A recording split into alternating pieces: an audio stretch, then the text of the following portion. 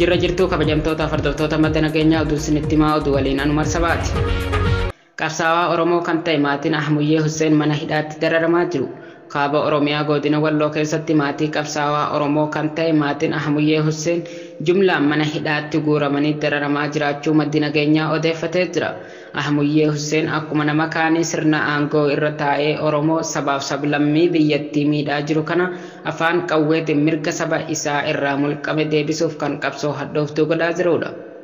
Sababa ajjeefamuu Ahmad Sa'idiin walqabatee gaggeessitoonni godinaa Ammii Muheetii fi Ahmad Hasan sodaa dhuunfaa isaaniitiin Ahmuyyee irraa qabaniif sobaan miseensa ABO Shanee kan ta'e Ahmuyyee Husseentu ilma keessan ajjeese jechuun ofumaa ajjeesanii nama sabaaf jedhee dhama'uu jiru kana maqaa balleessuun yookiin maqaa balleessuu qofa osoo hin taane haadha manaa isaa daa'ima waliin abbaa haadha manaa isaa walumaan hidhaatti guuranii haadha manaa Ahmuyyee Hussein kophatti baasanii akka malee dararaa akka jiran maddi nageenyaa mirkaneeffatee jira.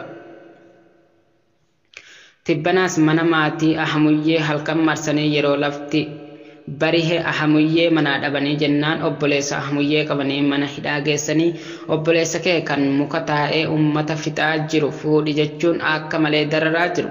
Gaggeessitoonni godina Walloo Ahmad Hasanii fi Ammii Muhee hanga godinatti kana irra jiran ummatni keenya tasgabbii argachuu hin dandeenye.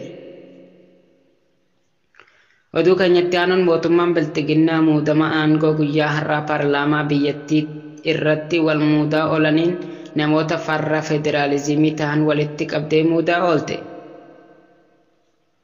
Oduu keenya gama birootiin waraanni mootummaa Itoophiyaa dargaggoo Fayyisaa Geetuu kan jedhamu ganda qarree taa'aa irraa qabuudhaan fuudhanii erga bosona geessaniin booda ajjeesanii reeffa isaa bakkee irratti gatuun reeffi isaa guyyoota 3 ol bakkee bulee argame. Mootummaan Itoophiyaa waraana bobbaaseen ilmaan Oromoo bakkoota garaagaraatti ajjeesisaa jiraachuun beekamaadha. Manni maree nageenyaa mootummoota gamtoomanii UNSC yeroo 10ffaaf har'a dhimma Itoophiyaa irratti akka mari'atu ibsame. Mana marichaaf ajandaa Peace and Security in Africa jedhu jalatti haala naannoo Tigraay irratti akka mari'atu ibsi mana marichaa beeksisee jira. Mariin mana marichaa bakka bu'aan Itoophiyaa irratti ni argamu jedhamee eegamu kun kan torbaan darbee gaggeeffameen addatti saaqaa ta'a jedhamee jira. Marichi akka gaggeeffamuuf kan gaafatan Ameerikaa, UK, Norway fi Estooniyaa, Faransaay fi Ayirlaand yoo ta'an barreessaa olaanaan dhaabbatichaa Antonio Guterres haasaa akka taasisan eegamu. Marii har'aatiin Guterres hojjettoonni dhaabbatichaa 7 Itoophiyaa akka bahaniif ajaja Itoophiyaan dabarsite ilaalchise akkasumas rakkina biyyattii keessa jiru irratti haasaa ni taasisu jedhamee eegama.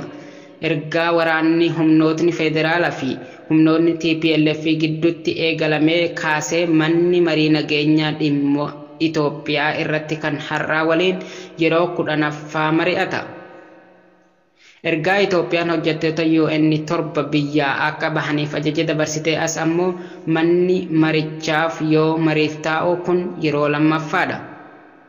Hojjettoonni dhaabbatichaa Itoophiyaa hojii seeraan alaa irratti hirmaachuun argeera jechuun sa'aatii 72 keessatti akka biyya bahaniif ajajuun walqabate Ameerikaa, UK, Norway, Estooniyaa, Faransaay fi Ayirlaand walgahii mana marichaatiif gaafii dhiyeesseen ni yaadatama. Daandiin qilleensa Itoophiyaa meeshaa waraanaa gara lola Tigraayitti guuruu irratti akka hirmaate miidiyaan addunyaa guddaan fi xiinxaltoonni garaagaraa irratti kan hirmaatan CNN barruu dheeraa har'a baaseen ibsee jira. Oduu keenya xumuraatiin waraanni bilisummaa Oromoo zoonii kibbaa cuunfaa tarkaanfiiwwan tibbana fudhate beeksise. Waraanni bilisummaa Oromoo zoonii kibbaa konyaa Gujii bahaa torban kana tarkaanfii waraana mootummaa irratti fudhatuun injifannoolee boonsaa galmeessaa jiraachuu beeksise.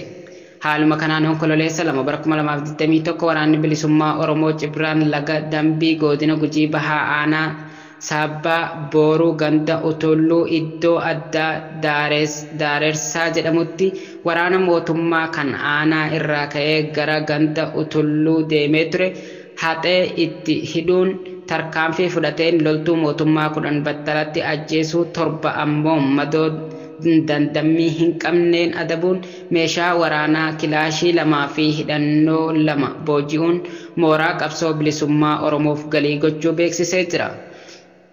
Ittuma fufuun onkololeessa 5 bara 2021 Cibraan laga dambii aanuma sabaa Booruu ganda Utulluu fi ganda Buuphoo gidduutti lola jabaa guyyaa tokko marsaa 3f gaggeessan loltuu mootummaa 21 ajjeesee 16 ammoo madeessuun ganda Utulluu keessaa baasee gara aanatti deebisuun guutummaan guututti ganda Utulluu to'achuu ifoomsee jira.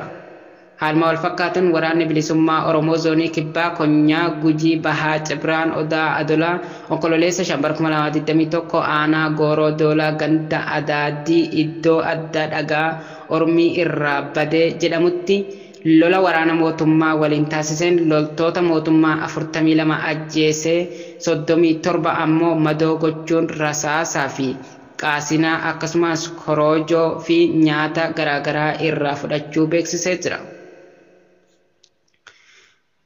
Bullee isa onkololeessa 6 bara 2021 Cibraan Odaa Adolaa aanaa Liibaan ganda Hardootti iddoo addaa mana barumsaa Adaamaa jedhamutti humna waraana mootummaa birmannaaf godina irraa ka'ee gara ganda Adaadii deemu itti marsee loluun 6 ajjeesee 8 ammoo madeessuu ifoomsee jira. Oduma wal fakkaatuun waraanni bilisummaa Oromoo zoonii giddugaleessa kaaba Shaggar Onaxaagaam ganda Yaayyaa Haaroo keessatti lola cimaa onkololeessa 5 bara 2021 sa'aatii 10 hanga galgala sa'aa 1tti waraana mootummaa waliin taasiseen 27 ol ajjeesuun 40 ol ammoo madoo gochuun beeksisee jira. Lolli kun lola jabaa dishqaa fi bireeniin gaggeeffame ta'us baramee jira. Loluma kana hordofee har'a onkololeessa 6 bara 2021 waraana mootummaa humna dabalataan bakka lola kanaa imaluun konkolaataa 7tti reeffa fi madoo kaafachuun beekamee jira. Egaa kabajamtoota hordoftoota madda nageenyaa oduun har'aaf qabannee dhiyaanne sangammaatti daawwattanidha. Oduu dubbisuun kan isin faana ture Anu Marsabaati. Gama ogummaa teeknikaa fi editariin kan nu faana ture Muyee Jallaadha. Qophiin keenya kana fakkaataa qophiilee madda nageenyaa tanneen hafte waliin turtii gaarii.